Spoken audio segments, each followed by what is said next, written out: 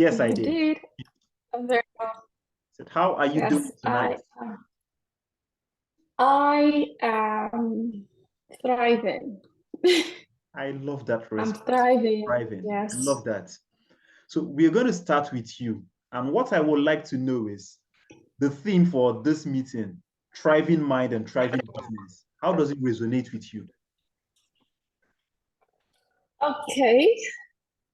The theme is it's like having eba without soup, meaning you cannot have a thriving business or you cannot be a thriving entrepreneur if you do not have a thriving mind. And how it resonates with me is, I mean, coming from my background and my journey of entrepreneurship, which has not been easy. I have had to own a well-being wellness center that I closed after 1 year, which was as a result of obviously having gone through hiccups and having gone through stumbling blocks and having failed, right? And I had to close that business to reevaluate my life and to ask what I actually wanted to do with my business.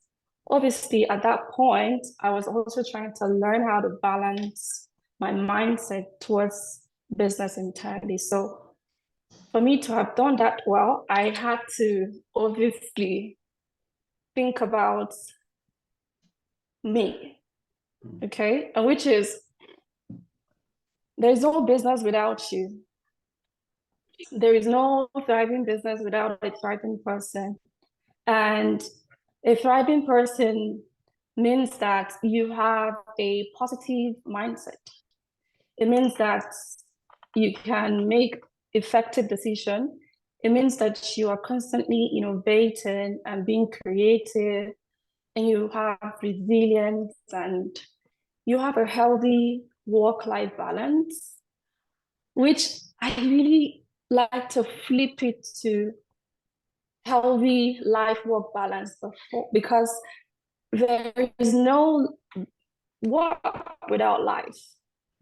So life is so important. Good life, healthy living is important for any other thing or to have, whether it's work or family or whatever it is that you're involved in, as you live. And a thriving mind also says that you have good leadership skills and communication skills as well. And you know how to manage your customers and you continuously learn. If you don't do all of these things, there's no way you can have a thriving mind. It means that your mind would definitely be attacked. You would be depressed. You would, get tired. You want to give up. And so obviously you fail entirely. So to be a thriving entrepreneur, and for me, becoming a thriving entrepreneur, I had to take care of myself. Most of the time, I would have to take few steps back. And these days, what I do is when I realize that my body is beginning to take so much stress and the pressure is just increasing, I take 3 steps backwards and I just stay home and walk. Just like I told you today, I feel chilled because I still feel productive because I have a working Wi-Fi that allowed me to work virtually. And my is relaxed. Sorry, can you mute that person? Sorry about that. Please go ahead. Can you hear me? Yes, I can. Go ahead. Can anyone hear me? Loud and clear. Yes, I can hear you. Okay. Okay. So for me to continue to nurture my mind to stay thriving is that I have to always be aware of my body and what's going on with business and myself. And so if I the moment I feel stress, I feel the pressure, I would just stay home, take 3 steps backwards, and take care of myself. Obviously, by doing self-care, again, I've set my home in a way that it takes care of me. So what do I mean by that? My home is comfortable. It might not be, too elaborate, but it's just a little bit comfortable. And comfortable is relative. So you have to identify what makes you comfortable, whether it's at home, but somewhere away from the place that gives you stress. And for me, it's home. So I have plans, I play calming music, I meditate. I try to sometimes even take a break by just, maybe watching a movie or listen to a podcast. And what I realize is that when I step away, when I feel that block, when I feel that stress, what I realize is that I am more eager to come back.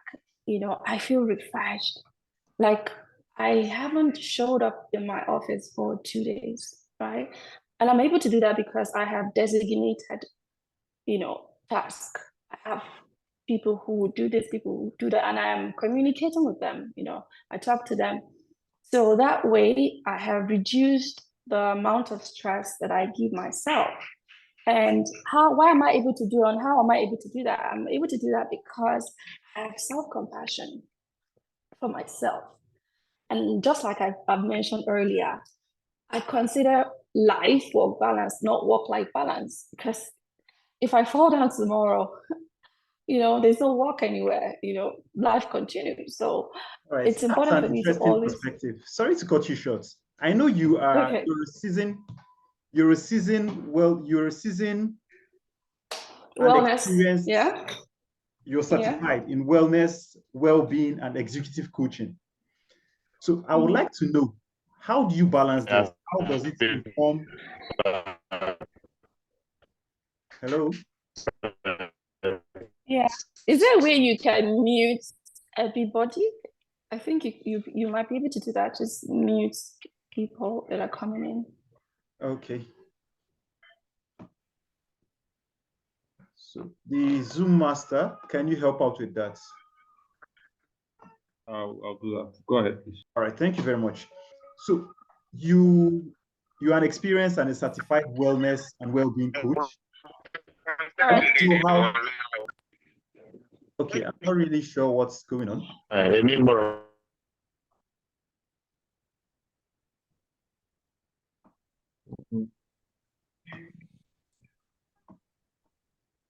Can we? Okay. For some reason, it's not actually working on my end. Okay, I think it's okay now. We're good. Yeah. So I would like to know, how does your certification and experience with entrepreneurship and coaching in line with wellness and well-being, how does it inform your approach towards addressing the intersection of mental health and entrepreneurship? How does it help in creating that balance? Well, I would say again, if I say I most of the time, speak as a team, myself, and I have people that I also work with. But personally, what I've been able to do is to understand that for anything to happen, for any solution to exist or be, there has to be awareness. Okay, there has to be an awareness of this stressors that happens with entrepreneurs. And so always speaking to entrepreneurs and always putting out events and talking about stress and making it very normal for them to feel that it is okay to come forward and say, I am going through this. These are the areas where I need help, and I'm able to come and help. So there has to be, first of all, an awareness. Then, obviously, again, promoting life-work balance, allowing people know that it's important to set boundaries. As entrepreneurs, we're most of the time, very passionate. We're passionate about what we're doing, and we wear multiple caps.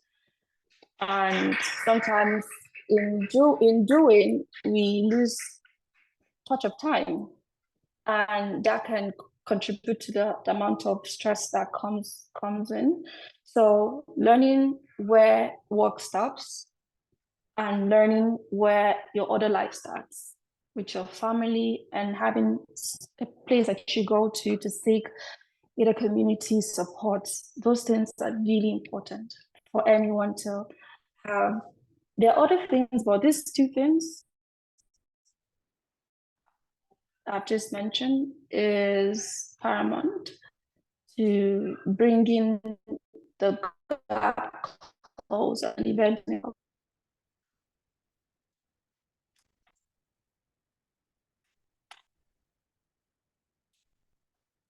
Over to you. Can you hear me? Thank you very much. Thank you. Set boundaries and be aware. You cannot address what you're not aware of. So be self-aware. That's very important. Yeah. I want to put two questions in a row, and I would like your insights on that. Mm-hmm. The first is, as an entrepreneur, Okay. how do you create that sense of awareness? How do you become aware that you need to take care of your mental health? Then the second part that I would like you to respond to is, after being aware, what are the tips you can utilize in actually learning and practicing a safe mental health practice? Over to you. Yeah. So how do you become aware? Is that you need to have an open mind, right? First of all, it starts with having an open mind. Because if you don't have that, then there's no way for you to even want to take any remedy that would help you to mitigate the stress. So you have to be open-minded. Secondly, you have to put things aside. Just try to activities, get involved in activities, get involved in exercise, have a routine, right? So when you have a routine, what that makes you is that because it's repetitive, automatically it becomes something that turns to a habit. It's something that turns to a habit. So when it turns to a habit, it becomes dispositional. You don't need to set a time, a timer somewhere for you to remember that you're supposed to go to the gym, or you're supposed to take a walk, or you're supposed to do breathing exercise or meditate, because now it has become part of your routine, and then you're now aware of it.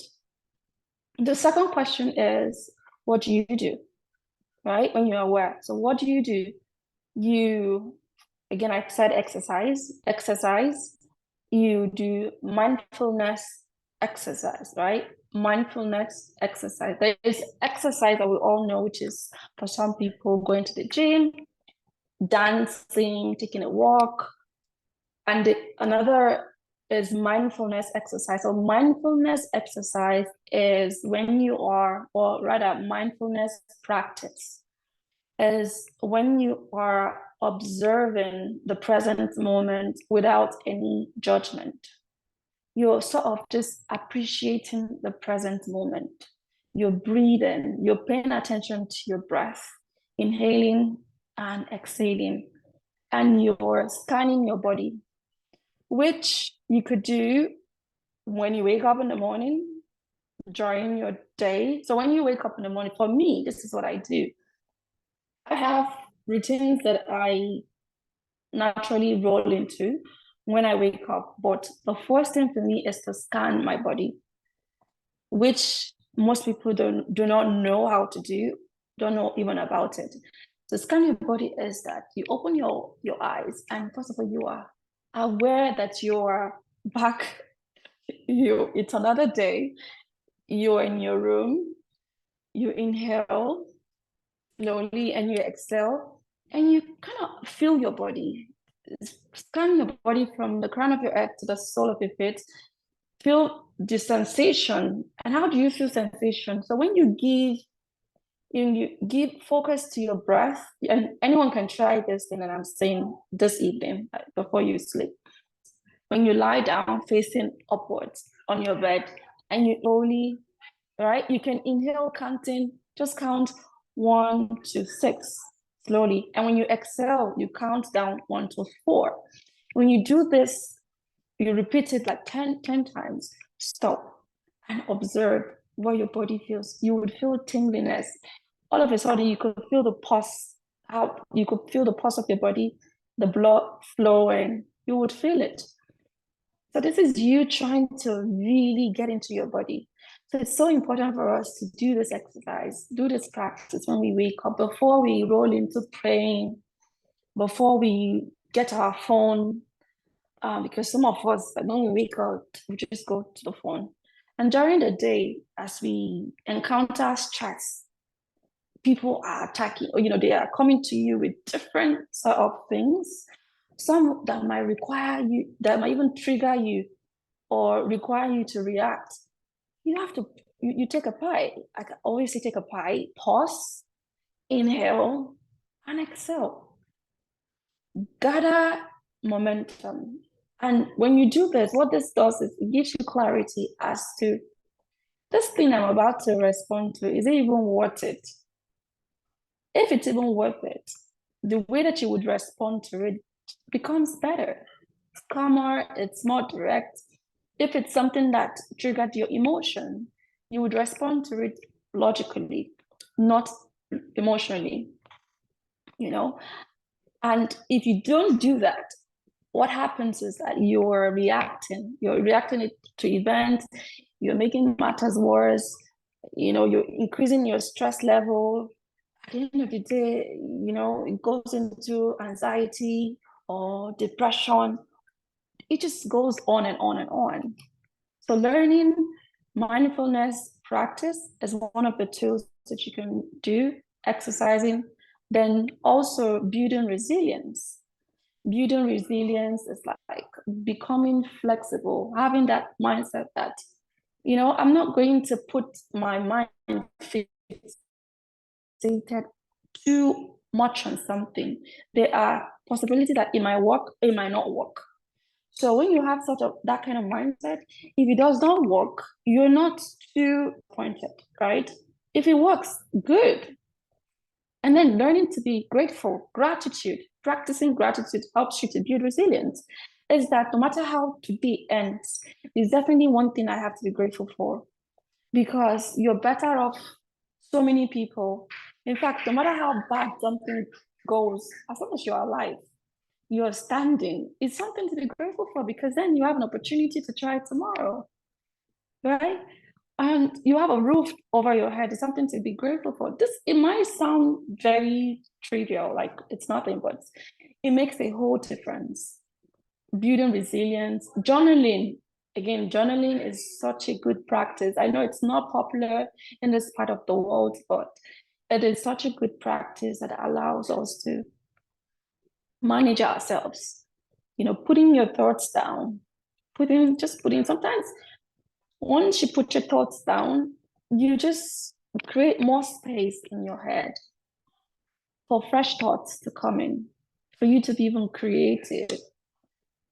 Sometimes we think this, oh my God, we know everything we want to do. We have it here, but we end up doing nothing, right? But when we put it down, we write it down, we see how clear it is, and also setting realistic goals. Realistic goals. You know that you can. There's no way you can finish this task in a day. Why do you put it down? Why do you carry it and say you think you can finish it? Those things bring stress. It frustrates you as an entrepreneur. It makes you doubt yourself. But you have the capabilities to doing that. But you have taken so much task in a day, feeling that you can achieve it, ending up not achieving it, now having doubts for your abilities or your competence, rather. So scrutinizing what we pick up as our task for a day is so important. If you can do just one thing every day, but as long as you did it so well, it's enough for that day. You can tick it and say, today was successful. And what happens is that you build confidence in yourself. You build confidence, and tomorrow you could add more. Let me keep it this. Let me keep it at this. Yeah, over to you. Thank you very much. You shared a wealth of knowledge here. And if you're not jotting down, you're only cheating yourself. I mean, these are nuggets that people pay a lot of dollars, in thousands and millions, to get to listen to. She is a certified wellness coach. So, yes, you're getting the nugget from the right source. Before we open the room for questions and answer, you can send in your question and you can unmute to speak if you have a comment, question, and response when we are doing that. I just have one last question for Onye. Are you still with us? I am. Okay, so just one last question before we open the room up for questions. Okay. I would like to know, Okay. as a startup, as an entrepreneur that is just starting, should you even consider the work-life balance? Of course. Of course. I know the tenacity that comes with and excitement of starting a business. But if you do not plan, it's like you're planning to fail, right? Just like everything should have a structure. If you don't plan for something, it's you plan to fail. So you should have a plan, right? You'd ask yourself, what is the adequate hour for me to work in a day? What is the adequate hour? And again, that can depend on what kind of work you're doing. So it's relative. So if you can answer, maybe your adequate hour can be 6 hours, right? And then between the 6 hours, then you say, when do I take a break? When do I take a break? And how many breaks do I take? And you put those down, you know that the time that you have allocated to do the work, you would put your focus, you put your effort. I'm telling you, I mean, it can be tempting, right? To say, oh, after the allocated time, you still want, someone is calling you, or you think about, something comes to your mind after that hour, you're tempted to want to start. It does happen, right? It really, really does happen, but you have to just watch it. You have to watch it, because if you do not watch it, what happens is that you would hit burnout. You'll be burnt out, and you think that you're working or you're doing so much, but you're actually doing nothing. If you are someone that gives information, just like myself, and you go on and on and on and on, it gets to a point where you just stop making sense. So it's very important to always have that work-life balance. One more thing I want to add is that your life outside work is, comprises of maybe someone you love, family. Like when I say someone you love, or maybe it could be your spouse, or your girlfriend, or your boyfriend, or family, or places that you like to go to, things that you enjoy doing. Now, that part of your life contributes immensely to how productive you are, right? If you have a good support system, you have someone, there's a way they encourage you, you're happy when you spend time with them, or you go to some places that you enjoy. Those things, they fuel you for the amount of focus, dedication that you need to give to your work to be that productive, to do a good job. So it's you can't take it away. It's part of it. It's so important.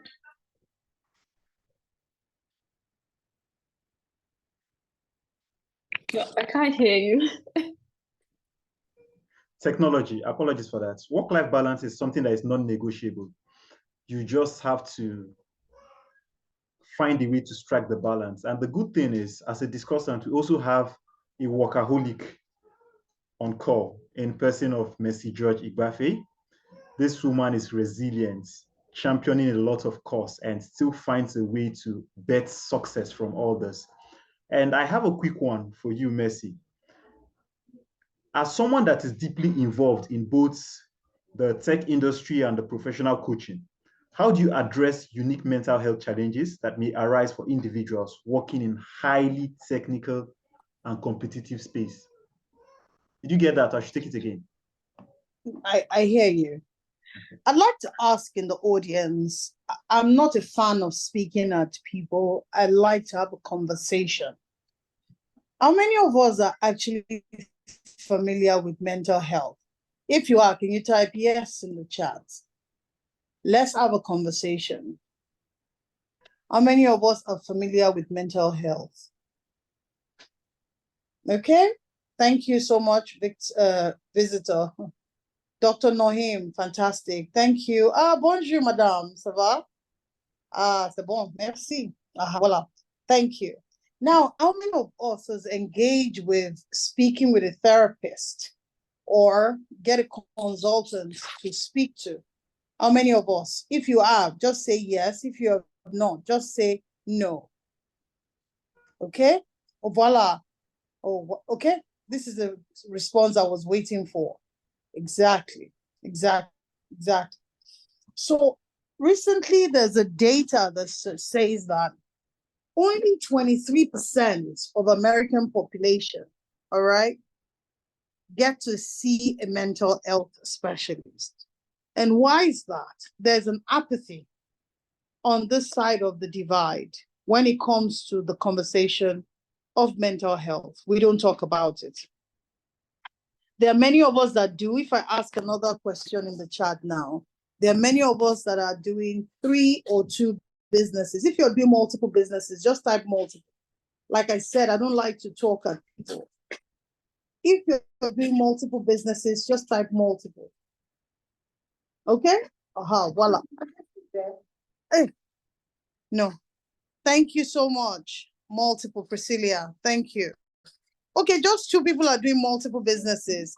You're not working and doing multiple businesses. I know a lot of us African are multifaceted, doing quite a lot of things. And I'll pick it up from what the first discussants, multiple are working. That's my person right there that understand what we are saying. So now, in dealing with this, how do you thrive in a competitive world and be able to maintain some level of equilibrium with your mental health? Africans, we internalize a lot. Us as African, not to seek help or to seek support or to seek what's the word? Seek help, seek support, seek someone that you can speak with. As a woman, as an entrepreneur, and this is my first rodeo, I have over 30 years work experience, and I've done quite a lot of, I have different skill sets. I've been able to meander across different sectors. How have I been able to manage not being burned out and still remain competitive and still thriving? It is not easy. Something must give. It is not a normal trajectory to burden yourself with so much and not burn out. I love what she said there. Practicing self-love is critical. Setting clear boundaries for yourself is critical. Knowing when to say yes, it's critical. But I've come to realize that I'm a compulsive addict when it comes to volunteering. I keep taking on and taking on. Just tell me your idea. I will help you flesh it out. Before you know it, is a full-blown idea that you can execute, either monetize and make money on it. But in terms of the impact on my mental well-being, I'll tell you this much, I've had a breakdown because I've not been able to manage that. But recently, to respond directly to your question, I've tried to create clear boundaries for myself so that I do not create a situation of burnout. I do not create a situation of burnout, you know? And I hope that answers your question, because we are all in the same boat. 23% of African Americans seek therapists, and often they are already abused because the people that they are speaking to as therapists are not necessarily people that understand what they are going through. And you can, if you've not been through a challenge, just listening to someone, you can't really offer them advice. And there's mistrust as well with seeking help when you need help and things like that. I hope I answered your question. Yes, you did. Akim. You did. You did justice to that. Thank you very much for sharing from your wealth of experience and knowledge. There you have it. No matter how busy you are, no matter how crazy your schedule is, prioritize your mental health. There was something the first discussant said that I captured. Say there's no thriving business without a thriving person. And Mercy also shared with us tonight that if she has someone walk up to her and say, I would offer you a lot of money to offer me ABC service. If she's not ready mentally for that, she'll tell you, I am not in the space to operate here. So you need the mental health. You need to prioritize your mental health to actually succeed in whatever venture you find yourself in. So at this point, we open the room for question, response, comments. If you have one, just raise up your hand and we'll yield the floor to you. Okay, so we have Adamu. Please feel free to still raise your hand if you have a question. Adamu, please go ahead, unmute and respond. Yeah, good evening all. This is a very big house, and I believe I'm among the consultants today. And I've been finding time to click up to this, and it is always somehow, as in our consultant, Dr. Macy just said, busy, busy, busy. Without, I think Abkarim, you know one or two things. But I think I want to build on them. Sincerely, I have not been. My elder brother is a consultant psychiatrist, but obviously I have not been visiting him with anything. We'll just go and gist and leave. But I have one thing I developed in my mind, that when I'm not ready for something, I will just clearly tell you. But sometimes I feel like, when this person feel I'm aggressive or what? But I always tell them politely, obviously, I will not be able to meet up with this. But if you can give me time, I'll think about it. And it gives me time again. I just discover when my children goes on holiday, they are just lying down, watching films, taking phone, do this, do that. I one day asked myself, what about if I just collapse and die now? These children have nowhere. What would they think? After all, I'm an orphan. I just came up and the only child. Then what would they do? So I now ask my daughter, Mama, come. I would want you to attend a tailoring shop. So, and your brother too, if he willing, he can. So they both started after 2-3 weeks. They were like, they don't want to go again. So now I now ask myself again that, okay, can you guys come? I called them at the parlor. I said, okay, are we poor? They say no. Do you like food? They say no. If you are resuming to school, do I used to take 1 week before I pay your school fees? They say no. I said, okay, you know what? There is a topic or course when I was in university level, there is entrepreneurship. I believe they teach you guys now. So obviously, let me cut it short. And it's just not question quite well, but it's just an experience that I have within myself and my family. Not to know that it's just now I'm getting that I was in a very good direction. And sometimes when you are not consulting, you won't know whether you are going the right way or the negative way. Like Abdul, I used to tell you that in the office, if somebody is not checking me, I always becoming worried. So, and now, then these children now go back. Obviously, my daughter, she's in 200 level now, but I can only buy material and drop it for her. But do you know that she go to internet, bring out this, she sew something, she go back to school. Students are now hanging on her. I say, no, don't compare two things. I mean, don't combine two things. You are a pharmacist student, do not collect, accept to collect it now until after your graduation. You can graduate and dump your certificate. And if you see you are okay with this, you go on with your business. If I'm alive, I support you with capital. But for now, just stick to yourself. But obviously, they are professional now. And I'm very happy, sincerely speaking, if I want to sleep within some short period, I don't have slept up because I don't have anything again to think that, wow, even if I go now, what will these children be? So obviously, I am so contented with this. So I just prefer, I mean, I want to share this idea that no matter who you are, no matter the level you are, just try to keep even some family members, instead of for me to be giving them money, I prefer them to establish something to becoming entrepreneurship in future. So thank you very much. All right. Thank you very much.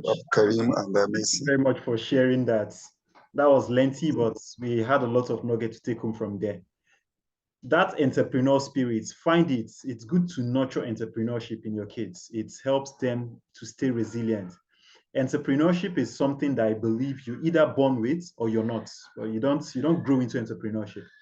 What's entrepreneurship? Entrepreneurship is you identifying challenge and looking for a way you can provide solution that is durable to that challenge in a unique manner, and you get paid for it. So wherever you are as an entrepreneur, you can start from zero and you click the big bang.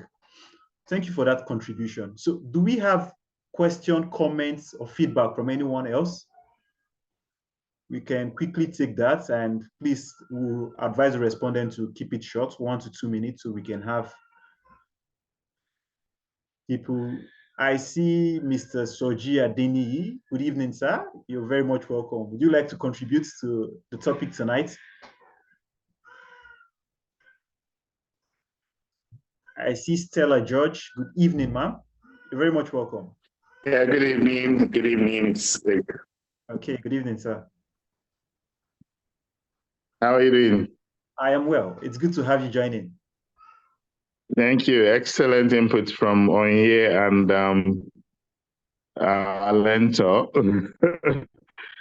So I think we definitely are privileged to have learned one thing or the other, and I'm glad that we're getting to the point where each and every one of us is learning that mental health is real, and the challenges will always be there, whether we like it or not. The fact that we are doing things in a particular way does not mean that mindset cannot be wrong at times. I think it is important for us to understand Okay, your line is breaking, sir.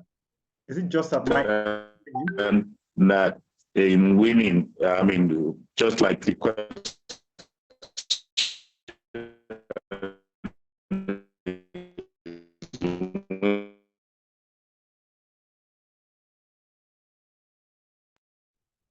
Okay, I kind of lost him. All right, thank you very much for the inputs, and thank you for sharing that with us tonight, Mr. Soji. Possible with the wrong mindset. There's a concept of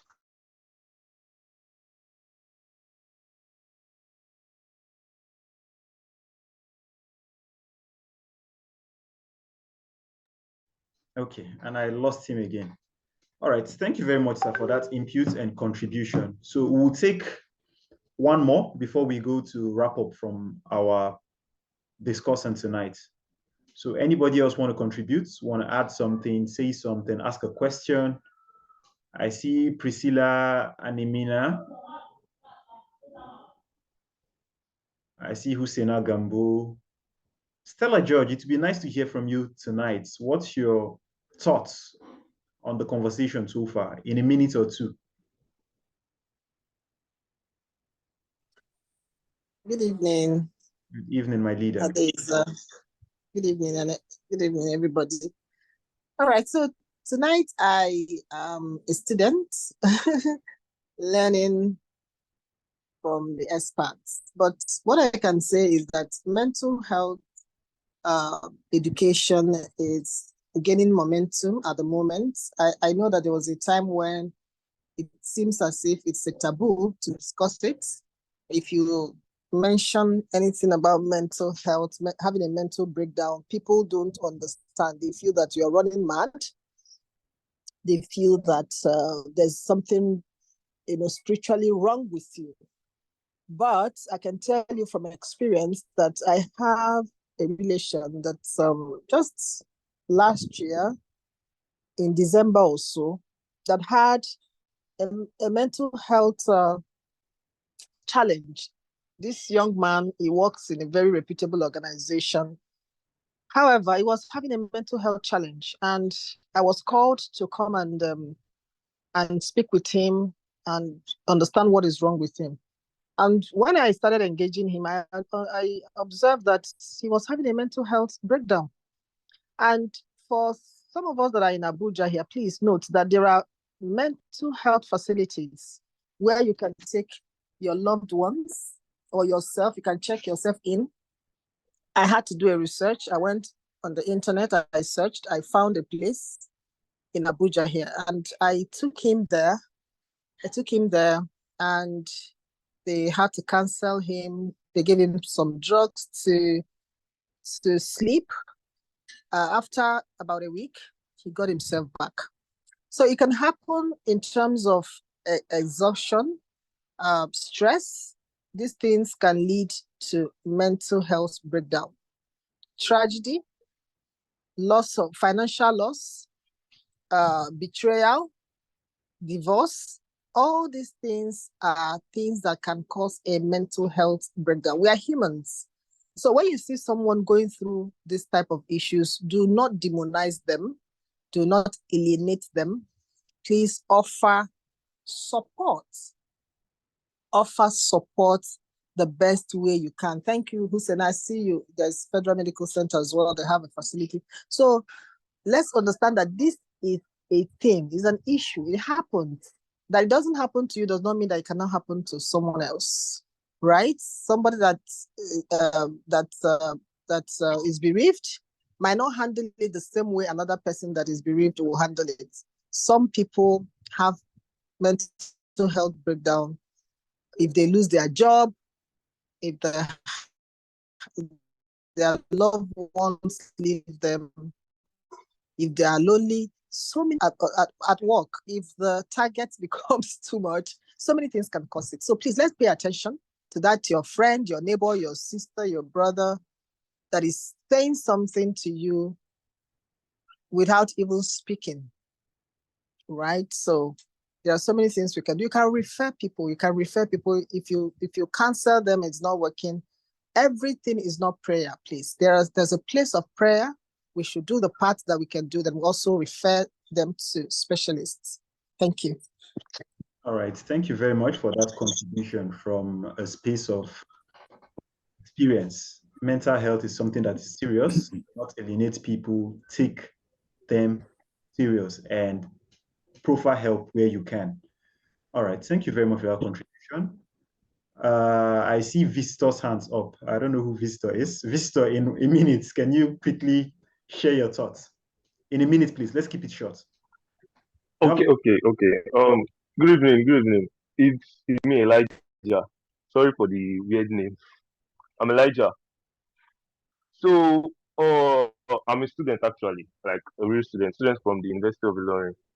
And I think I have a question, but I'm not really sure if it's a question. The thing is that I joined the meeting late now, and Mr. Oyo was like to improve our entrepreneurship, like our mindset and everything. We need to have a routine. So there is this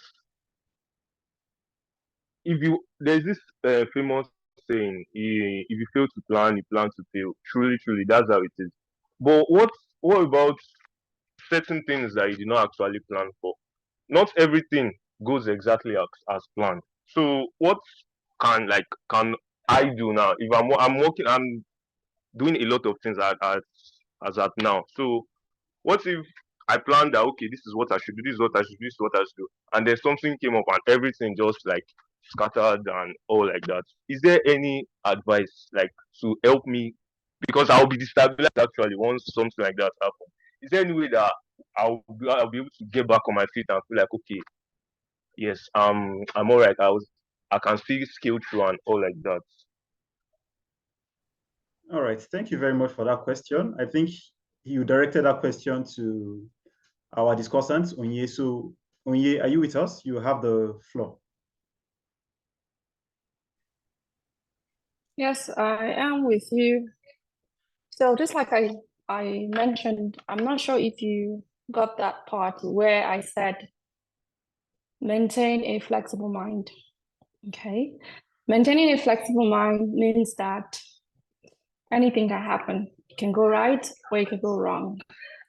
So, but preparing your mind before anything happens is so important so that you don't get disappointed. So you always have to know, just like you've said, it's not mandatory that you have done all the work that is required. You have, done everything. It's not mandatory that it would work out. You already know that fact.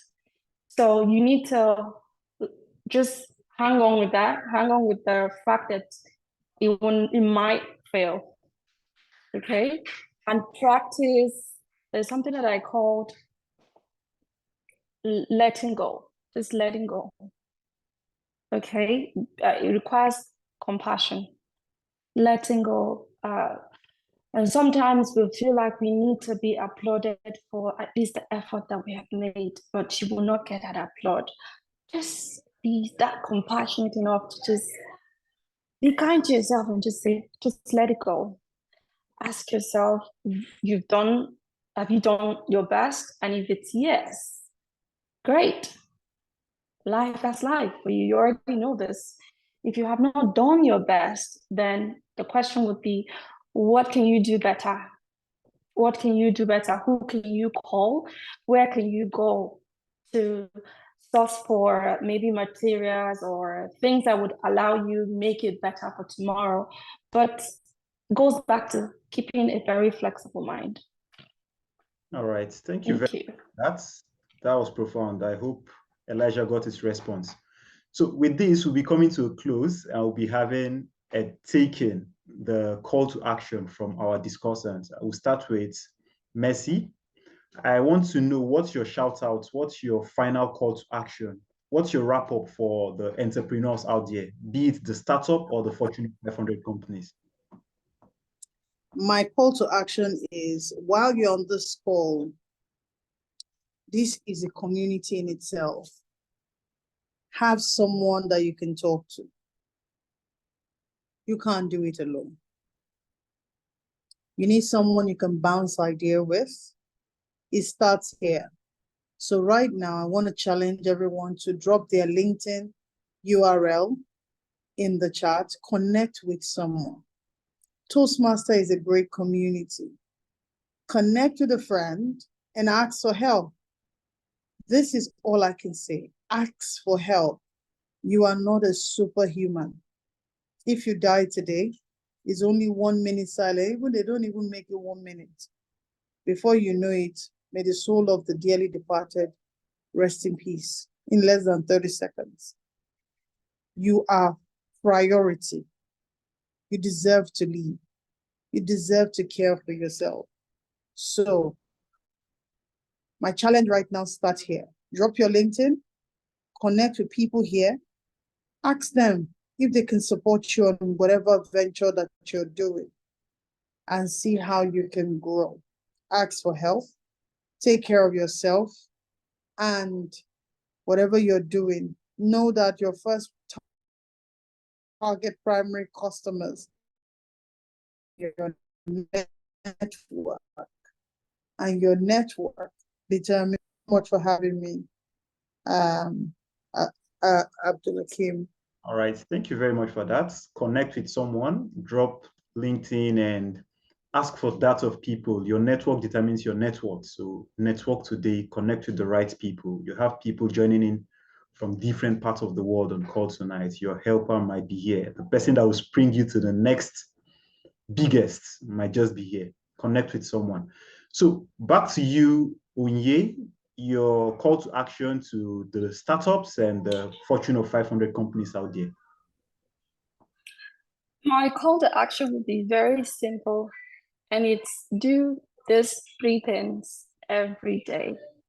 Okay, do something for your mind, do something for your body, and do something for your spirit. Again, like I said when I started, a thriving person is a thriving business. Meaning that when you wake up in the morning, you have to ask yourself, what can I do for my spirit? We're spiritual beings. What can I do for my spirit today? It could be pray. It could be connect to something, whatever it is, I don't know. But you should have something higher, something that resonates with your existence. It could be something that fuels you. Find that thing, connect with it every day. Just one thing, connect with that. Second is do something for your body. It can be take a walk, exercise, dance. Just make sure you move your body. It's so important. It has a huge impact to our mental well-being. Again, do something for your mind. What is that thing that keeps your mind stimulated? And again, I say this particularly, it's so important for the mind because now the nature of the mind is to constantly use you, us, me, you. The mind is pulling you backwards or pulling you forward. And when the mind pulls you backwards, you're often depressed. What didn't go right? What you did wrong? That thing that didn't happen. When your mind pulls you forward is anxiety. Oh my God, that meeting today, that thing you need to do, like that. So the mind never keeps you in the present moment. And in the present moment is where life is happening. Life is only happening right now, just at this moment. And at this moment, there's so much learning. We're learning now. We're trying to, we could learn about ourselves. We could be focused on whatever task that we're doing. And what are the activities, which is what I'm asking you to do, that stimulates the mind to be here? Mindfulness practices, breathing exercise. Those